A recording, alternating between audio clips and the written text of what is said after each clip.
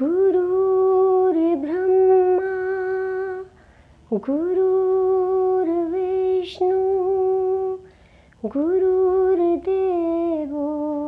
महेश्वरा गुरु साक्षात् परब्रह्मा तस्मै श्री गुरुवे नमः। गुरु ही ब्रह्मा है, गुरु ही विष्णु, गुरु ही भगवान शंकर है, गुरु ही साक्षात परब्रह्मा है। ऐसे गुरु को हम प्रणाम करते हैं। नमस्कार, मैं आरजे तनु। सबसे पहले आप सबको गुरु पूर्णिमा की हार्दिक शुभकामनाएं देती हूँ।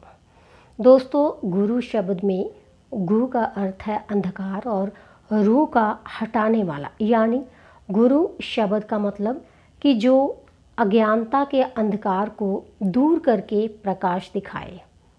गुरु शब्द ज्ञान, प्रेरणा और मार्गदर्शन का प्रतिबिंब है। भारत में चाहे प्राचीन कालीन सभ्यता हो या आधुनिक दौर, समाज के निर्माण में गुरुओं की भूमिका को अहम माना जाता है। उनकी इस भूमिका को सरल और गूढ़ रूप में संत कबीरदास ने अपने दोहे के माध्यम से दर्शाया है। वे लिखते हैं, गुरु गोबिंद दोऊ खड़े, काके लागू पाए, बलिहारी गुरु अपने गोबिंद दियो बताए। यानी गुरु और गोबिंद भगवान एक साथ खड़े हों तो किसे प्रणाम करना चाहिए, गुरु को या गोबिंद को।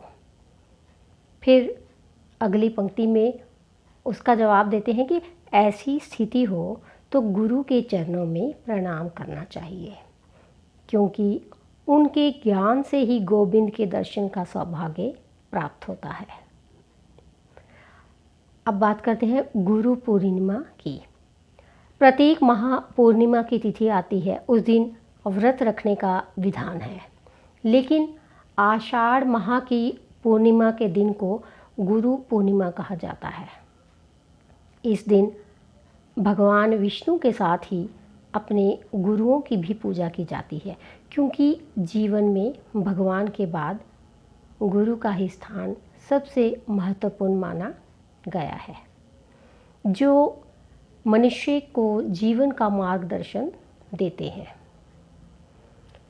गुरु पूर्णिमा सनातन धर्म संस्कृति है। आदि गुरु परमेश्वर शिव दक्षिणामूर्ति रूप में सभी ऋषि मुनियों को उन्होंने शिष्य के रूप में शिव ज्ञान प्रदान किया था।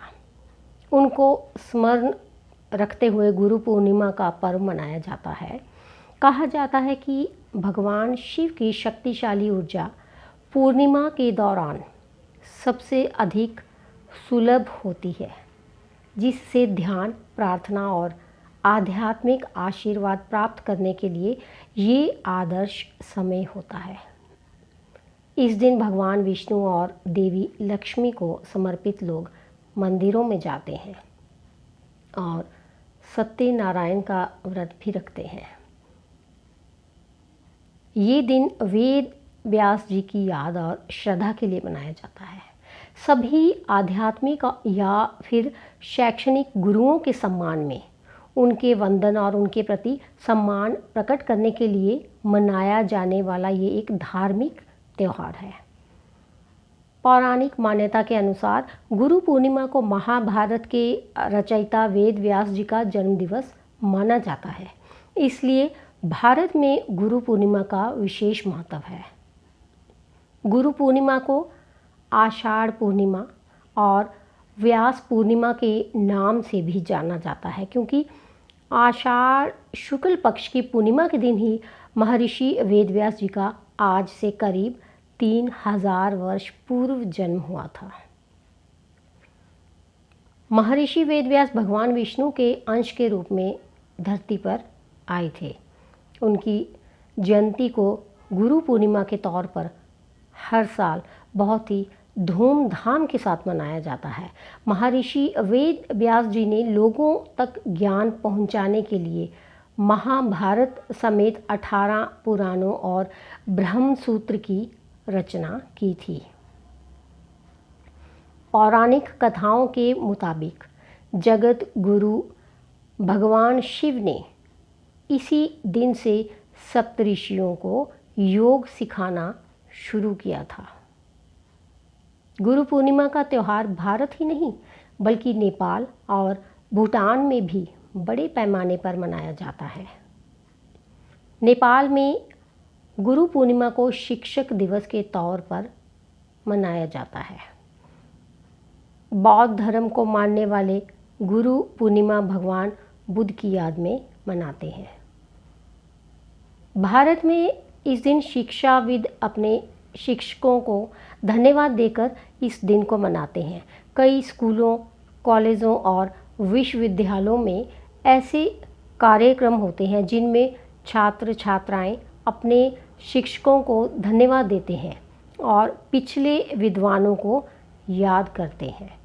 पूर्व छात्र अपने शिक्षकों से मिलने जाते हैं और आभार के तौर पर उपहार भेंट करते हैं। तदनुसार विभिन्न कला प्रतियोगिताओं का आयोजन करते हैं। गुरु शिष्य के बीच मुख्य परंपरा आशीर्वाद, यानी छात्र छात्राएं अपने गुरु को कविता या उद्धरण सुनाकर बधाई देते हैं और गुरु व्यक्ति की सफलता और खुशी के लिए आशीर्वाद देते हैं। तो दोस्तों, ये थी गुरु पूर्णिमा से जुड़ी कुछ जानकारी। मिलती हूँ फिर एक नया विषय लेकर। तब तक यूं ही हंसते मुस्कुराते रहिए। धन्यवाद।